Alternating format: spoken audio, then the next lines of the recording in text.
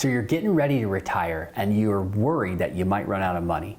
On today's video, I'm going to talk about the #1 secret to success to make sure that you do not run out of money and you can enjoy a 30+ year retirement.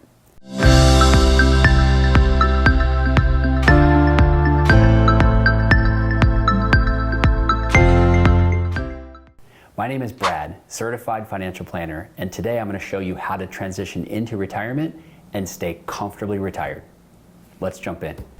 A lot has been said as you transition into retirement. You have to have the right investment strategy. You have to have the right asset allocation. You have to have saved enough money. You have to have strategies around debt management. And yes, all this is true. But the #1 secret to success is you need to have a budget. Yes, I said it, the dreaded B word. I like to look at it more as a spending plan. In other words, do you know how much money you spend? This is really the secret of success that I see in folks that retire and never have to worry about running out of money. Now, I'm not saying you need to pinch pennies and have anxiety around this, not at all. I'm just saying that you need to have written down an idea of how much money that you think you spend in a month or a year.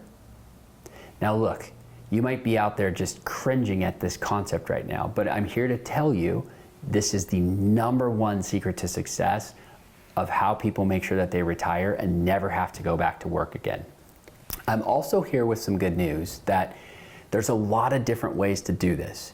Whether you want to get a spreadsheet out or get the yellow pad and paper out, or you're more tech forward and you want to look at there's different apps that can help you do this.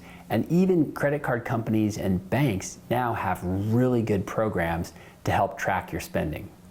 So it doesn't matter how you do it, it just matters that you do it. And I know this is not a sexy concept, but I'm here to tell you this is the secret that sets apart those that never have to worry about going back to work versus those that have a lot of stress and anxiety in later years of retirement. So when people think about budgeting, they think about the core living expenses like food, utilities, gas, mortgage, property taxes, those sorts of things. But I want to expand your mind and really set you up for success when you approach budgeting in retirement. You got to make sure that you include the fun things too. Things like travel and sports and hobbies. Also, don't forget spoiling the grandkids, and maybe it's giving money to church or charity or philanthropy. You also need to account for medical, so your Medicare Part B, C, and D, and any doctor's visits as well. Let's account for those expenses in your budget so that you can go out there and actually feel good about doing the things that you really want to do in retirement, the things that bring you joy and happiness with the people that you love the most. So I'm not telling you not to do those things. I'm just saying account for those things, plan on doing those things, and then go do them and have a lot of fun when you do them so you can really enjoy the next season of your life. So if the thought of setting up a budget is daunting or maybe just downright depressing, don't let that affect you or stop you from doing it. Put in the work up front, build the foundation, and use one of the tools that are available at the myriad of sources, such as the credit union or your bank account or your credit card statement.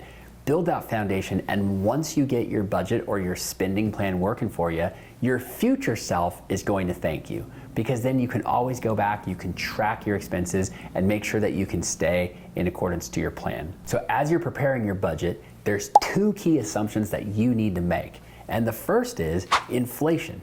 So make sure that you're using an assumption for inflation, whether that's 3%, 4%, you need to make that decision for yourself. Fed Chair Powell says he wants inflation to remain at 2%. We've not seen 2% in a long time. 3% is a more historical average. Some people prefer to be more conservative and go with the higher number. So you got to make that decision, and then you need to project your living expenses growing at that rate of inflation. And that leads to the second assumption, which is how long are you going to live? Around here, we project people living all the way out to age 100. That's the more conservative route. Whether you agree with that or you think maybe you're not going to live that long, but maybe it's to age 90 or 85, you need to make an assumption on how long you're going to live And then you need to project your living expenses at the rate of inflation all the way out until you think you're not going to be here anymore. And those are two really important things that you need to do once you get that spending plan in place.